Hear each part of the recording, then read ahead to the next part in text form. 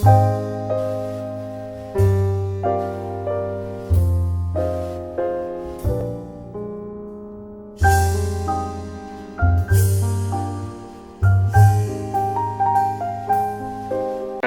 ஆகிறது தான் அந்த ஆழ்ந்த உறக்கத்தினுடைய அமைப்பை என்ன விதமான சரீரம் தாங்குகிறதுன்னு பார்த்தீங்கன்னா காரண சரீரம் அப்படின்னு சொல்கிறார்.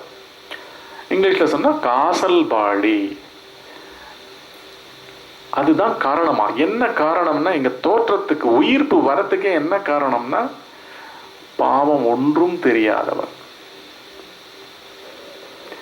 நான் அந்த என்னுடைய கர்ணன் சத்சங்கத்தை கேட்டிங்கன்னா, கர்ணனுக்கு தான் யாருடைய பையன்னே தெரியாது. ஆனால் ஆட்டத்தை ரொம்ப சீரியஸ் ஆடுவான். துரியோதனன் இவனுக்கு ஒரு அங்கீகாரம் கொடுத்து இவனை ஒரு க்ஷத்திரியனா, இவனே ராஜாவாக்கி அவனை க்ஷத்திரியனா ஆக்கினதுனால அந்த அங்கீகாரத்துக்கோசரம் உயிரை கொடுக்கறதுக்கு கூட யாருக்கு கொடுக்குறோம், ஏன் கொடுக்குறோம், என்ன கொடுத்துட்டுருக்கோம், இங்கே என்ன பண்ணிட்டு இருக்கோன்றதே தெரியாமல் பெரிய யுத்தத்துக்கு என்னென்னமோ அவன் சத்திய பிரமாணம்லாம் எடுத்துட்டு அங்கே ஈடுபடுவான்.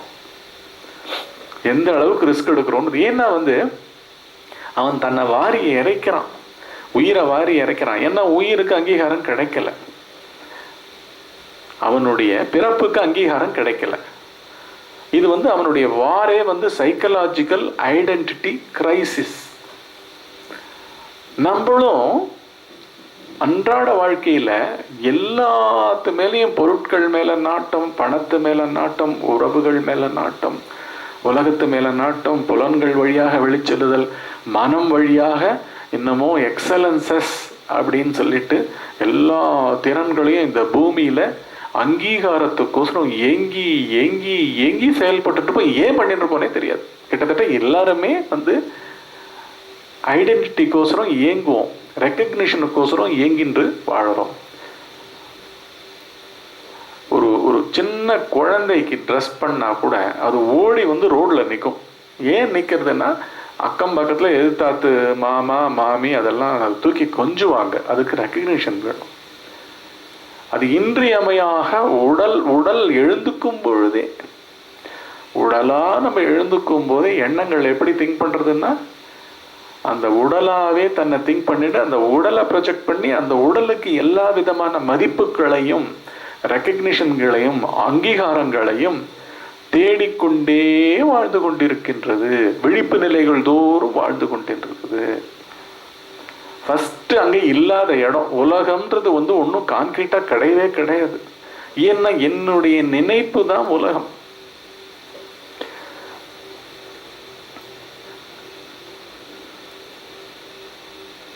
அதனால தான் நம்ம இறப்புனாலும் நம்மளுக்கு என்னன்னு தெரியாது. திடீர்னு இதுக்கு அப்ரப்டாக ஒரு எண்டு வந்துடுறது. திடீர்னு ஒரு எண்டு, அவ்வளோதான், பறிக்கப்படுகிறது. உயிர் பறிக்கப்படுகிறது. அங்கே என்ன போச்சுன்னே தெரியாது நம்மளுக்கு. உயிர் போச்சுன்றதுக்கே உயிரை நம்ம என்ன பண்ணிட்டு இருக்கோம், மனத்தோட சேர்த்துருக்கோம். மனம் மனம் அந்த உடலை விட்டு தான் போயிருக்கு, தோற்றத்தில் காணாமல் போயிருக்கு. இப்போ மாத்திரம் தோற்றத்தில் இருக்கா? உடல்ல மனம் இருக்கிறது எப்படி தெரியும்?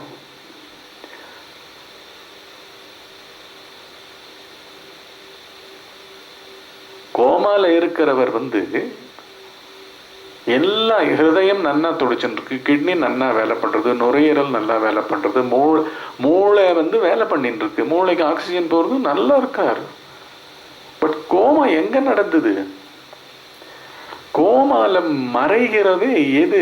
கான்சியஸ்னஸ் சொல்லப்படுற மனம். மனம் எங்கேயோ காணாம போயிடுறது. உடம்புல எல்லாம் கிளீனா இருக்கு. ஆகாரம் ட்ரிப்ஸ் வழியா போச்சுன்னா வருட கணக்கா எல்லாம் மீதி எக்ஸ்கிரீட்டா யூரின் எல்லாம் கரெக்டா போயிட்டு இருக்கு, எல்லாம் நடந்துட்டு இருக்கு. அவர் மாட்டுக்கு நாளும் பொழுதும் ஓடுறதே தெரியல. 30 வருஷங்கள் 35 வருஷங்கள் 40 வருஷங்கள்லாம் கோமால இருக்கா. அதே மாதிரி தியானத்துக்கு ஆட்பட்டு சமாதிக்கு போன அதே அவர்களும் எப்படி இருக்காங்க அப்படியே.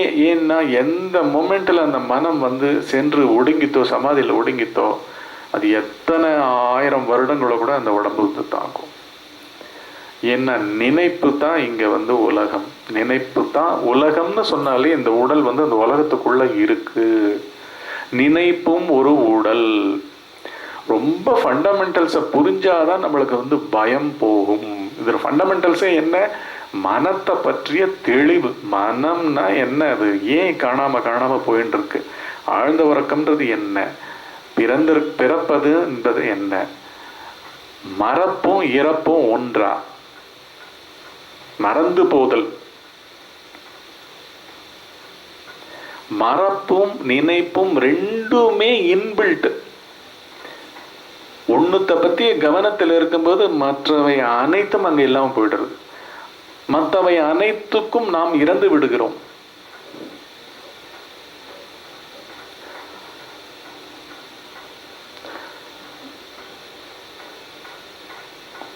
குழந்தைக்கோசரமே வாழ்க்கையை நடத்திட்டு இருக்கிற அம்மா அப்பா 2 பேரும் ஆபீஸ்க்கு போய் ஆபீஸ் வேலையில குழந்தைய அப்படியே சுத்தமா மறந்து வாழ்கிறார்கள்.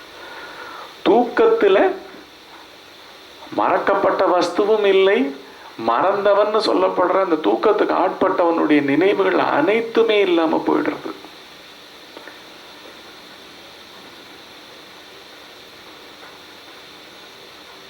அனைத்துமே இல்லாம போயிடுறது.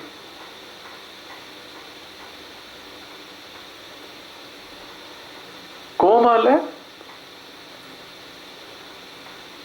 நமக்கு அவர் அலைவு, அவருக்கு அவர் உடலா இல்லை, இருக்காரா இல்லையான்னு தெரியறதுக்கு உண்டான அந்த மனம் வந்து எந்த விதமான சிக்னல்ஸையும் கொடுக்க மாட்டேன்றது. ஏன்னா உடல் அசைஞ்சாதான் பேசணும், பார்க்கணும், ஏதோ நடக்கணும். அதனாலதான் வந்து தூக்கத்தையே வந்து திருவள்ளுவர் என்ன சொல்றார், உறங்குவது போலும் சாக்காடு, உறங்கி விழிப்பது போலும் பிறப்பு. இறப்புன்றதே என்ன, it is just equal and identical with deep sleep state. Identical, same. ஆழ்ந்த உறக்கத்திலேருந்து அந்த உடலா எழுந்துக்கிறது. அந்த எழுந்துக்கிற வஸ்து தான் முக்கியம். நினைவுகள் எழுந்துக்கல. நினைவுகளை ஏதோ ஒரு கண்டினியூட்டி தொடர்ந்து தனதாக ஆக்கிக்கொண்டு, அந்த உடல் மூலமாக தனதாக ஆக்கிக்கொண்டு, அந்த பெயராக ஆக்கிக்கொண்டு, அந்த பெயருக்குள்ள இருக்கும் தன்மைகள்லாம் பார்த்தீங்கன்னா நான் என்னுடையவைகள். அகங்காரம் ஒரு குரூப்பு, மமகாரம் ஒரு குரூப்பு. அதெல்லாம் வந்து ஆழ உணர்ச்சிகளோட இருக்கு. நான் இந்த தடவை வந்து தோத்து போயிட்டாலும் பரவாயில்ல, அடுத்த ஜென்மத்திலேயாவது நான் ஜெயிப்பேன்ற அளவுக்கு வந்து, அதாவது போஸ்டரிட்டிக்கு உடலே போயிடுதான், ஆனாலும் உடல் போன பிறகு இவர் பெயர்ல அங்க இருக்குமா. அப்படிதானே நம்ம பண்றோம். சிலைகள் எல்லாமே வடிக்கிறதே அதுதானே.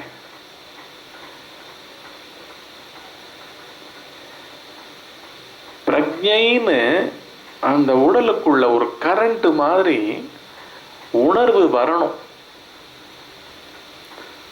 உணர்வு வந்தாதான் வந்து, உணர்வு தான் வந்து 72,000 நாடிகள் வழியா மனமாக உடல் பூராவும் இல்ல, மன உலகம் தான் இங்க.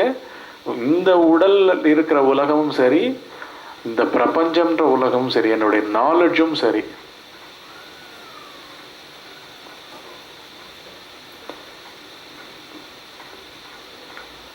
ஏதான ஒரு சென்டர்ல மூளையில அடிபட்டுதுன்னா கூட அங்க வந்து அந்த ஊடகமா, அது மூலமாக, அந்த இன்ஸ்ட்ருமெண்ட் மூலமாக, அந்த பகுதியில் அந்த இன்ஸ்ட்ருமெண்ட் மூளையினுடைய அந்த பகுதி மூலமாக வெளிப்பட்டு கொண்டிருந்த அனைத்து நினைவுகளும் போயிடுறதா இல்லையா? பெயர்கள்லாம் ஜம்பிளப் ஆயிடுறது, ரிலேஷன்ஷிப் எல்லாம் ஜம்பிளப் ஆயிடுறது, ஞாபகங்கள்லாம் போயிடுறது, தனக்கு என்ன வயசுன்னு கூட தெரியாது. இப்படி பார்த்தீங்கன்னா உணர்வு தான் வந்து அந்த உடல் உணர்வாக மாறி, அந்த உடல் உணர்வுக்குள்ளேயே மன உணர்வுன்னு சொல்லப்படுற நினைப்புகள், எண்ண ஓட்டங்களுக்கு அடிப்படை வந்து என்ன, பழைய தொடர்ச்சி.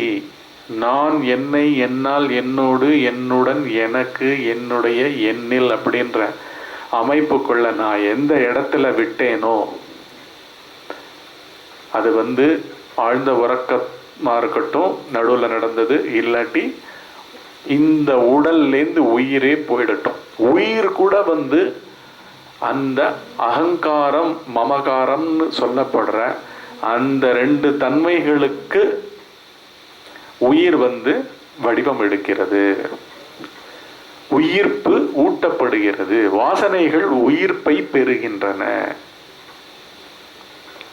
ரொம்ப ஆழ்ந்த விஞ்ஞானம் இது. அது மாட்டுக்கு நடந்துட்டே இருக்கு. இங்க வந்து எதுல நடந்துட்டு இருக்குன்னு நீங்க பார்க்கும் பொழுதுதான் பாத்தீங்கன்னா